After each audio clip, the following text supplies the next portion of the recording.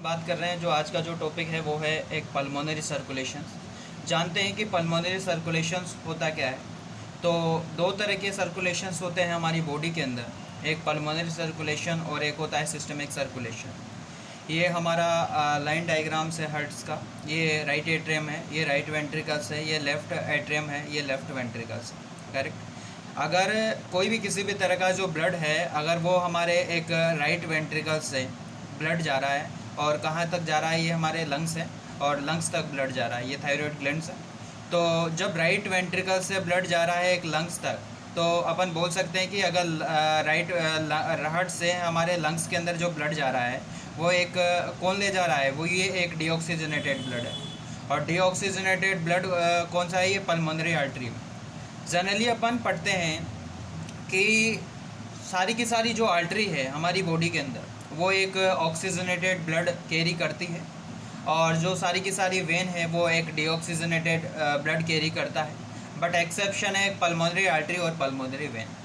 Pulmonary artery एक ऐसी artery है जो एक डीऑक्सीजनेटेड ब्लड कैरी करता है, और पल्मोनरी वेन एक ऐसी वेन है जो एक ऑक्सीजनेटेड ब्लड कैरी करता है। तो राइट वेंट्रिकल से ब्लड गया यहाँ तक, तो ये कौन सा ब्लड है, ये एक डीऑक्सीजनेटेड ब्लड है। तो ये एक कौन सा पल्मोनरी आर्टरी है, ये ले जाने वाली जो काम कर रही है वो। उसके बाद में लंग्स से जो ब्लड आता है वो हमारे यहाँ पे ये कौन सा है, लेफ्ट एट्रियम है। तो लंग्स से लेफ्ट एट्रियम तक आया तो ये ऑक्सीजनेटेड ब्लड आया, और ऑक्सीजनेटेड ब्लड कौन लाया, पल्मोनरी वेन। बाकी जो वेन है वो डीऑक्सीजनेटेड ब्लड कैरी करती है, बट एक्सेप्शन है पल्मोनरी वेन, ये ऑक्सीजनेटेड ब्लड कैरी करता है। तो ये जो डेफिनेशन है इसमें भी ये लिखा हुआ है कि डीऑक्सीजनेटेड ब्लड कहाँ से जा रहा है, हमारे एक लंग से जा रहा है। कहाँ से जा रहा है, हार्ट से जा रहा है लंग्स तक, और जो ऑक्सीजनेटेड ब्लड है वो लंग्स से आ रहा है कहाँ तक, ये एक लेफ्ट एट्रियम तक। उसके बाद में नेक्स्ट अपन बात करते हैं सिस्टेमिक सर्कुलेशंस के बारे में। सिस्टेमिक सर्कुलेशन के अंदर जनरली अपन पढ़ते क्या है कि कोई भी किसी भी तरह का जो ऑक्सीजनेटेड ब्लड है, यहाँ तक ये ऑक्सीजनेटेड ब्लड आया तो जब लेफ्ट एट्रियम से फिर लेफ्ट वेंट्रिकल के अंदर आ जाएगा। तो जब लेफ्ट वेंट्रिकल, और जो ये सारा का सारा अभी सर्कुलेशन अपन ने पढ़ा, ये जो पल्मोनरी आर्टरी और पल्मोनरी वेन का, ये एक सारा का सारा सर्कुलेशन एक पल्मोनरी सर्कुलेशन कहलाता है। उसके बाद में सिस्टमिक सर्कुलेशन के बारे में बात करते हैं। तो जब लेफ्ट एट्रियम से एक वेंट्रिकल्स के अंदर एक ऑक्सीजनेटेड ब्लड आता है, और वो लेफ्ट वेंट्रिकल से एक अओल्टा के अंदर चल जाता है, और जब अओल्टा से एक वापस दोबारा एक राइट एट्रियम तक आता है। तो जब हार्ट से ब्लड आया और वापस मतलब हमारे हार्ट के अंदर ही आया है कि नहीं, अओल्टा के द्वारा और इनके द्वारा, तो वो एक सारा ये सर्कुलेशन है, ये सिस्टमिक सर्कुलेशन है। डेफिनेशन भी अपन कह रहे हैं कि ऑक्सीजनेटेड ब्लड है, वो ऑक्सीजनेटेड ब्लड अपने लेफ्ट वेंट्रिकल से जा रहा है, और लेफ्ट वेंट्रिकल से वापस रिटर्न हो रहा है, वापस हमारे हार्ट के अंदर ही आ रहा है, वापस हार्ट के अंदर ही आ रहा है, और किसके द्वारा, सुपीरियर और इंफीरियर वेन के द्वारा। तो ये जो सारा का सारा सर्कुलेशन होता है ये एक सिस्टमिक सर्कुलेशन होता है। उसके बाद में नेक्स्ट अपन बात करते हैं कि लीवर है, ब्लड सप्लाई के बारे में बात करते हैं कि लीवर तक ब्लड सप्लाई कैसे होती है। तो अपन बात कर रहे हैं कि ये क्या है, स्ट्रक्चर है, ये स्टोमक का स्ट्रक्चर।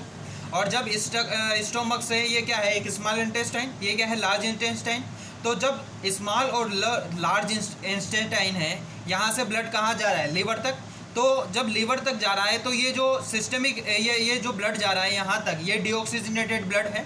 और वो अगर कोई भी किसी भी तरह के इंटेस्टाइन से ब्लड लीवर तक जाता है तो वो एक हिपेटिक पोर्टल वेन लेके जाती है। ये जो वेन है ये एक हिपेटिक पोर्टल वेन है, और इसके अंदर डीऑक्सीजनेटेड ब्लड कैरी हो रहा है। जहाँ पे भी हिप सब आ जाए, हिपेटिक शब्द आ जाए, वहाँ पे समझ जाना चाहिए कि लीवर के आसपास की बात हो। करेक्ट, क्योंकि जो हिपेटिक है ये एक जनरली लीवर के लिए शब्द आता है, उसी प्रकार और उसी तरह जो पल्मो शब्द आता है वो लंग्स के लिए आता है, और हिपेटिक जो शब्द आता है वो हमारे लीवर के लिए आता है। अगर लीवर से हार्ट के अंदर ब्लड जा रहा है तो वो एक हिपेटिक वेन ले जाती है, और ये एक हिपेटिक वेन का काम है कि लीवर से हार्ट तक पहुंचाना।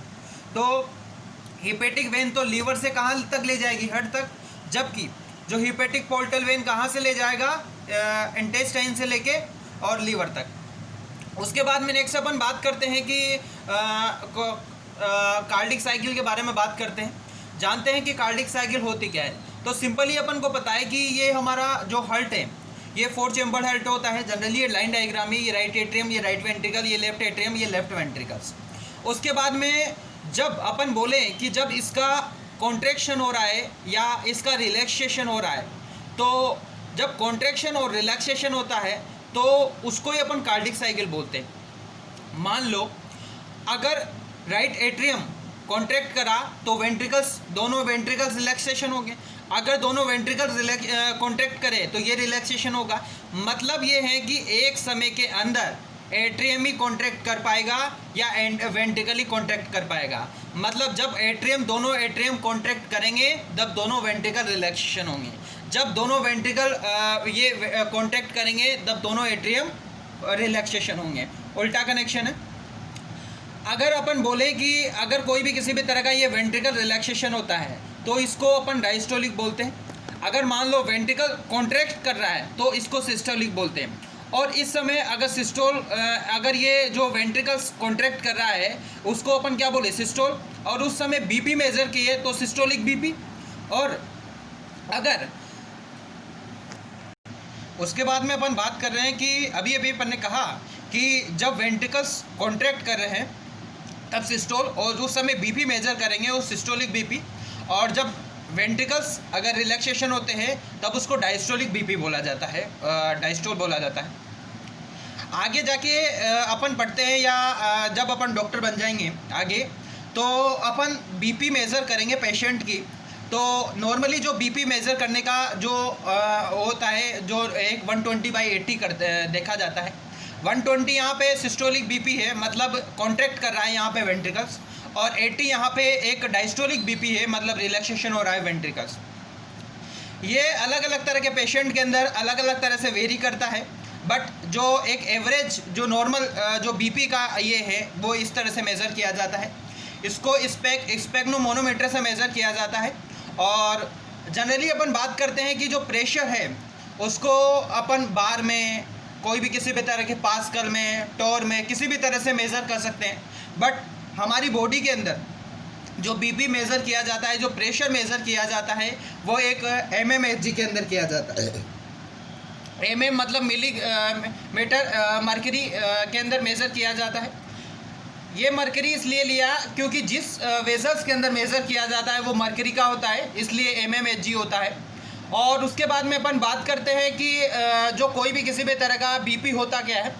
बीपी ये होता है कि अगर मान लो कोई भी किसी भी तरह का जो हमारी ब्लड वेजल्स की जो वाल है, अगर वहाँ से जो प्रेशर एक्सर्ट होता है उसकी ब्लड वेजल्स की वाल से, उसको मेज़र किया जाता है तो वो एक प्रेशर आ जाता है, उसको बीपी बोला जाता है। हमें पता है कि सबसे ज़्यादा जो हमारी बॉडी के अंदर जो ब्लड प्रेशर होता है वो मैक्सिमम उल्टा के अंदर होता है पूरी बॉडी के अंदर, और सबसे कम कहाँ होता है, कैपिलरीज के अंदर, करेक्ट। और अगर अब दिमाग में एक चीज़ आ जाती है कि अगर कोई भी किसी भी तरह का इंडिविजुअल है, पर्सन है, अगर वो हमारा हार्ट क्या करता है कि अपन ने ये तो सुना है कि हार्ट है वो ब्रेन को ब्लड प्रोवाइड करवा देता है, लिवर को प्रोवाइड करवा देता है, लंग्स को प्रोवाइड करवा देता है। बट आपने कभी ये सोचा है कि क्या हार्ट को कौन ब्लड सप्लाई कर पाओगे? क्या हार्ट के पास भी तो ब्लड की सप्लाई रही होगी ना? तो हार्ट तो सबको ब्लड सप्लाई करता है, पर हार्ट को कौन ब्लड सप्लाई करता है? हाँ, हार्ट को ब्लड सप्लाई करता है, एक स्पेशल एक नाम है उसके लिए, एक कोरोनरी आर्टरी। कोरोनरी एक आर्टरी एक ऐसे आर्टरी है जो हमारे हार्ट को ब्लड सप्लाई करता है। और अगर ये क्या है कि यहाँ से हमारे हार्ट से एक बहुत सारी तरह की जो वेजल्स है, ये अओल्टा है, इसका ये बेस है, यहाँ तक जाती है, और जो ये आर्टरी जा रही है ये कोरोनरी आर्टरी है, ये हमारे हार्ट को ब्लड प्रोवाइड करवा देती है। उसके बाद में ये है कि मान लो अगर ये कोरोनरी आर्टरी अगर ब्लॉकेज हो जाए किसी भी तरह से, अगर इस पाइप के अंदर ब्लड का फ्लो नहीं हो, तो जिसकी वजह से कोरोनरी आर्टरी इंजरी हो जाएगी। और कोरोनरी आर्टरी जब इंजरी हो गई तो जाहिर सी बात है कि जो हमारे सेल्स है, हमारी बॉडी के अंदर जो हमारी कोशिका है वो डेथ हो जाएगी, मर जाएगी कोशिका, सेल्स डैमेज हो जाएंगे। और जब सेल्स डैमेज हो गया तो उस पेशेंट के अंदर या उस पर्सन के अंदर एक हार्ट अटैक आ जाता है। हार्ट अटैक आने का और भी कारण है, बट जो एक मेन कारण है वो ये है। और वो अपन बोलते हैं कि कोरोनरी जो बाईपास करवाया जाता है, फिर उसके अंदर एक डायरेक्ट ब्लड सप्लाई करवाई जाती है। तो ये जो सारा का सारा अपन ने मैकेनिज्म पढ़ा, ये पल्मोनरी सर्कुलेशन, सिस्टमिक सर्कुलेशन पढ़ा, इनके डिफरेंस देखे, और लीवर ब्लड सप्लाई पढ़ी लीवर की, और कोई भी किसी भी तरह का कार्डिक साइकिल, ब्लड प्रेशर, ये सारे का सारा मैकेनिज्म पढ़ा। Thank you.